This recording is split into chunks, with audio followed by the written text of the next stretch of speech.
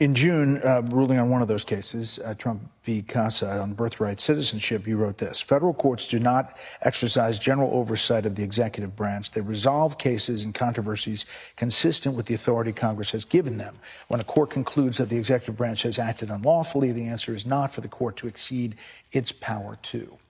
Some of your colleagues, including Justice Ketanji Jackson, said that reasoning was a, quote, existential threat to the rule of law. I mean, that obviously got a lot of attention, that whole back and forth. Sure. And your response to her? Yes, let's see. I do want to clarify that I was writing for the court. I always feel funny about saying, yeah, I was representing the court, so it wasn't just my own opinion. But I was the drafter of the opinion. And I think that Justice Jackson and I just had different views of the judicial power. Mine narrower, or the court's rather, narrower than the one that Justice Jackson presented. I hasten to add that Justice Jackson and I get along just fine. Justice Scalia used to say, I attack ideas, not people, and that's my motto too. So we were sparring about ideas. It was not personal. But I do believe that. I think the judiciary needs to stay in its lane. And she wrote a solo. Correct. Yeah, and you responded in an interesting way. They got a lot of attention.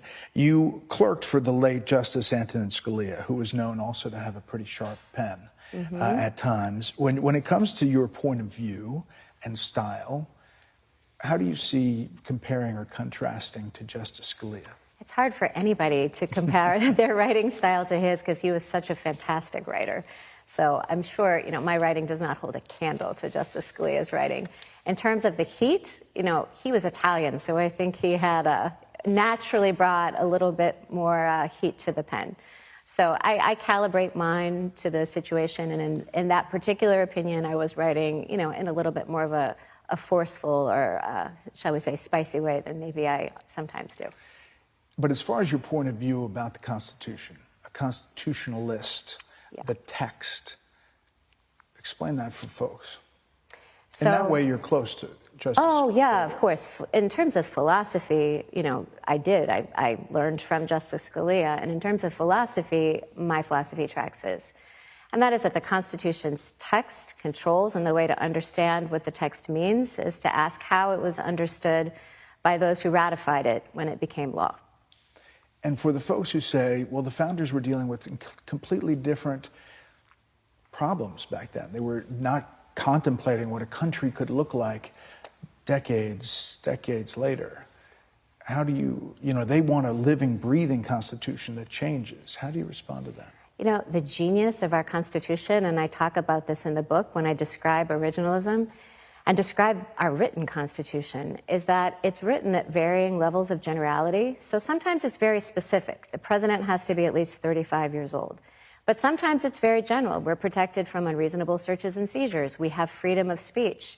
And to have freedom of speech doesn't mean that you have freedom only to pass out pamphlets in a town square. I mean, it means that you have freedom to be on broadcast news. Right, and the 22nd Amendment says you can only run for office for 2 terms. True. You think that that's cut and dry? Well, that's what the amendment says, right? After FDR had 4 terms, that's what that amendment says. Not asking how you think about an issue, but scheduling the tariff question. We think that would be in coming weeks? I don't think that has been scheduled yet.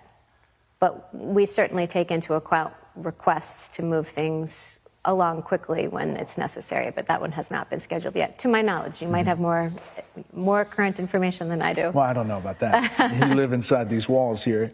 You spend some time in the book discussing the Dobbs decision and that overturned Roe v. Wade and the precedent ending the nationwide constitutional right to abortion, as it's so called. You write the court's role is to respect the choices that the people have agreed upon, not to tell them what they should agree to.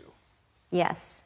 So the court's role, and essentially what the court said in Dobbs, was not that we were taking away a right, but that, as properly interpreted, the Constitution did not protect that right. That it's one left, like virtually every question, to the democratic process. And that's because the court, in interpreting the Constitution is our fundamental document. It's the super law. It trumps every other law. And it represents our fundamental commitments as a people that we have agreed to. And that's a product of the democratic process. That's not a product of what the court imposes on the democratic process. Do you think that decision is misunderstood broadly? I do. The Dobbs did not say that abortion is illegal. Dobbs didn't weigh in on that question. Dobbs said it belongs to the political process. And, it's been thrown to the political process, and the states have been working it out. I mean, in fact, you write, getting ahead of the American people came at a cost. Yes. Justice Ruth Bader Ginsburg, who was herself a supporter of abortion rights, pointed that out. I mean, when the court decided Roe, the country was already moving in a direction of liberalization of abortion laws. But the court then was in the business of making a lot of pretty fine-grained decisions about abortion regulations that Dobbs held belonged to the political process. Do you see the passion and how did that affect you, all of the fallout from that case in particular? I think the fallout from that case drove home a point that I make in, I think it's chapter 2 of the book, about the costs of the commission and the oath. You make decisions that are unpopular and you have to face what comes, right? So we don't expect that we will be popular, and sometimes that can be difficult to be subject of public criticism, but that's the cost of the commission. In your nomination hearing in the Senate, Senator Dianne Feinstein said this. When you read your speeches, the conclusion one draws is that the dogma lives loudly within you. And that's of concern when you come to big issues that large numbers of people have fought for years in this country. That's about your faith. You write about your faith in this book. You say some suggest that people of faith have a particularly difficult time following the law rather than their moral views. I faced that criticism as a Catholic, most sharply when the Senate Judiciary Committee conducted a hearing to consider my nomination to the 7th Circuit. I'm not sure why. Are you still not sure why? When I say I'm not sure why, it means what I meant to convey is that people who have faith and people who have no faith at all each have deeply held moral commitments.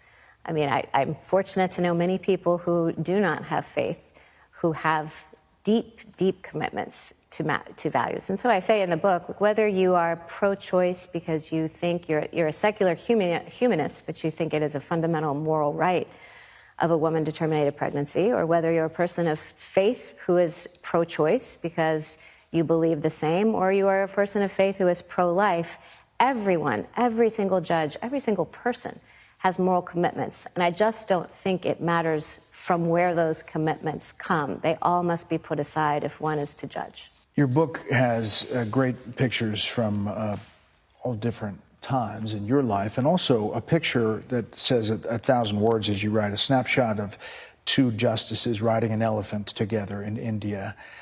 Captures the relationship between Justice Scalia and Ruth Bader Ginsburg really well. Are those relationships in this court? Yes, I think that those relationships, I think what their relationship showed and what people talked about so much after Justice Ginsburg died most recently, is that they could vehemently disagree about ideas, but be close personally, have warm relations personally. And we work on that in the court, to maintain collegiality and friendship and warmth, despite the fact that we have deep disagreements, deep jurisprudential ones.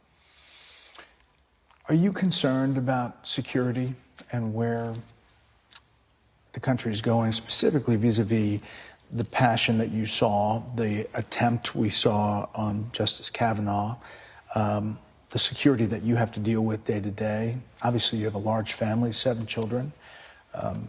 It's a thing that a lot of public people have to think about. How do you think about it? Violence and the threat of violence should not be the cost of public service. And so I know that the whole judiciary is alert to this. The Chief Justice has spoken about it. And yes, I'm very grateful for the security that we have, and it is something I'm worried about. Public perception of the court, how important is that inside the court to all of you?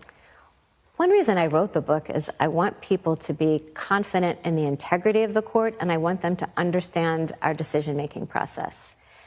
The court, however, can't take into account public opinion in making individual decisions, because the whole point of the court, And the point I try to convey in the book is that you have to follow the law where it leads, even if it leads in a place where the majority of people don't want you to go. And that's because the Constitution trumps regular statutes, regular executive orders, all those things that might be very popular in the current moment. The court has to stand up for the law.